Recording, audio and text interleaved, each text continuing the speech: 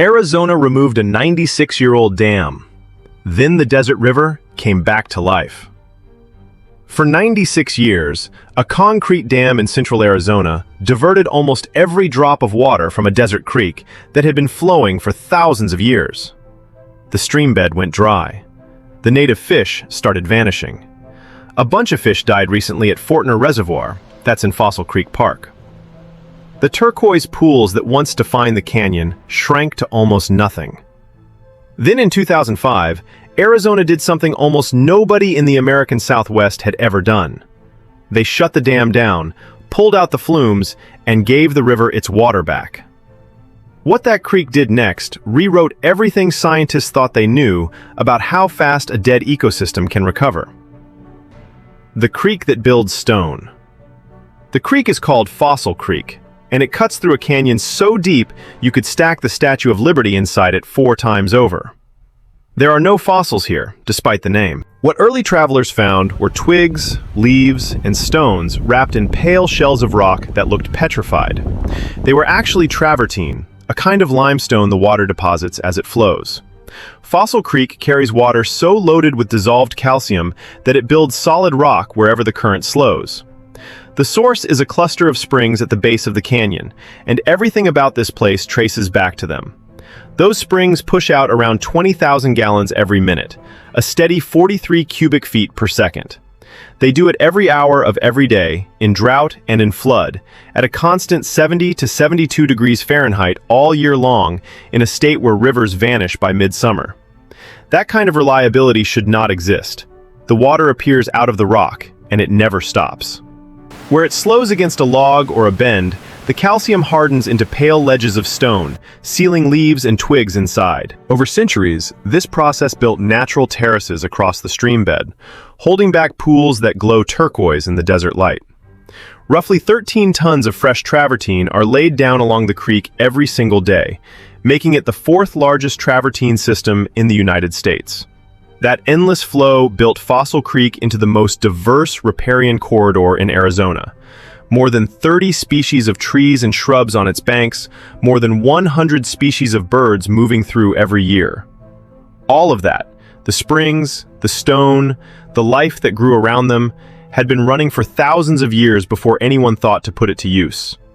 So, how do you kill a place like that? The takeover. You file a piece of paper. That is all it takes.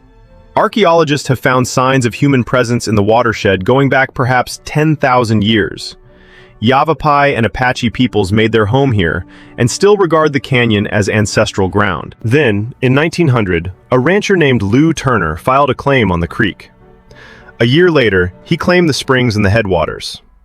The mining towns nearby, Jerome, Clarkdale, Crown King, needed electricity.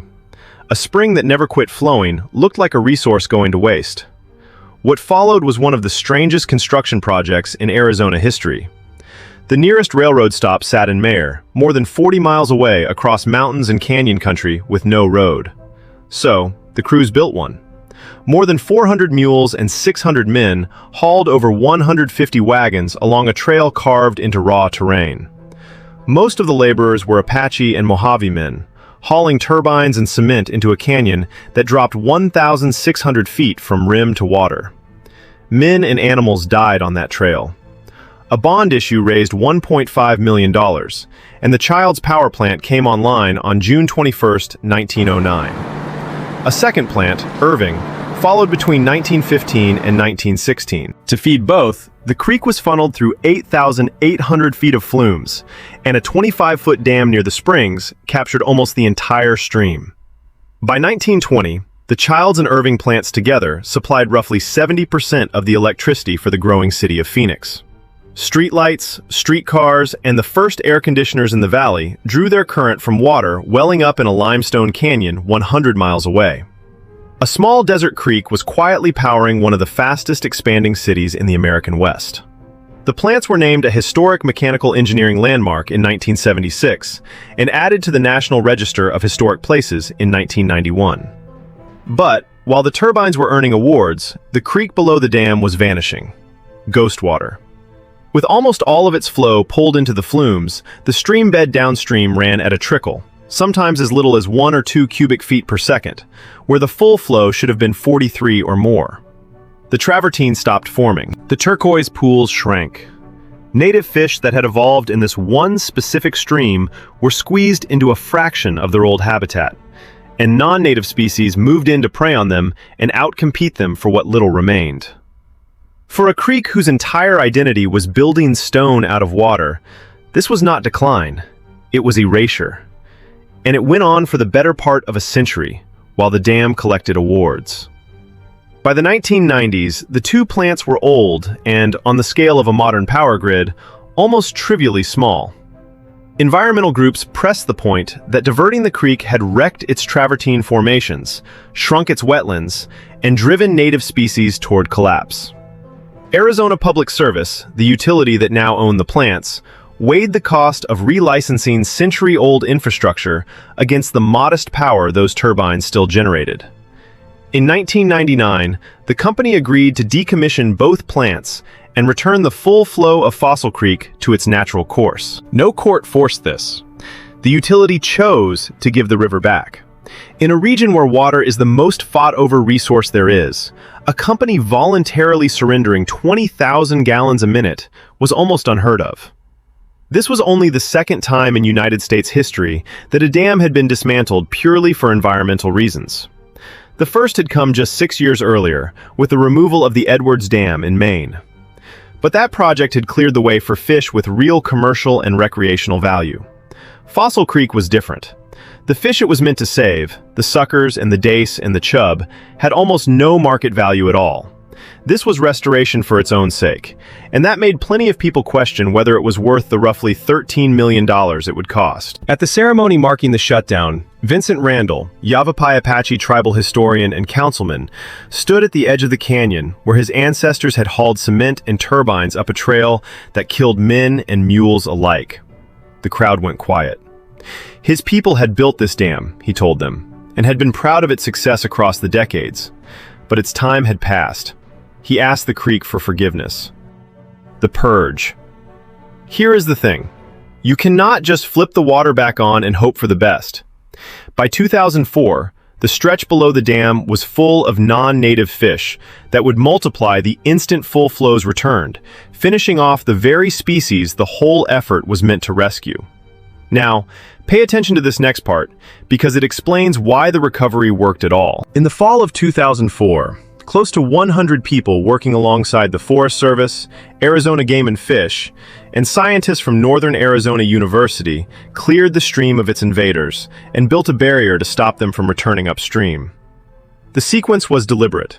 Strip the creek of what did not belong, hold the line at the barrier, and then hand the native fish the one thing they had been denied for nearly a century: their river. Everything was ready. Marks and her team had their instruments in place. The only question left was what the water would actually do. On June 18, 2005, Arizona Public Service shut off the flume. For the first time since 1909, the full weight of Fossil Springs ran down its own canyon. It did not crash through. It crept, finding its way downstream, filling the nooks and pools and side channels one by one, while Marks and a crowd of scientists and locals watched it come. This was the first time a desert stream anywhere in the American Southwest had been handed its full natural flow back. This was the first time anyone had tried this in a desert. Nobody had a playbook for what would come next. Think about that. A river that survived a hydroelectric empire was now being worn down by people in water shoes carrying coolers. The Forest Service responded with an ever-tightening system of permits and reservations that cap how many people can enter the canyon on any given day. Having saved the creek from being drained, its stewards now have to save it from being loved to death. The springs do not care. They are still running exactly as they have for thousands of years. 20,000 gallons a minute, turning water back into stone. One decision to stop taking, to pull down the concrete and let a river simply be a river, rebuilt one of the most remarkable ecosystems in America. And it did it faster than anyone thought possible. There is a lot of wild left in America worth paying attention to.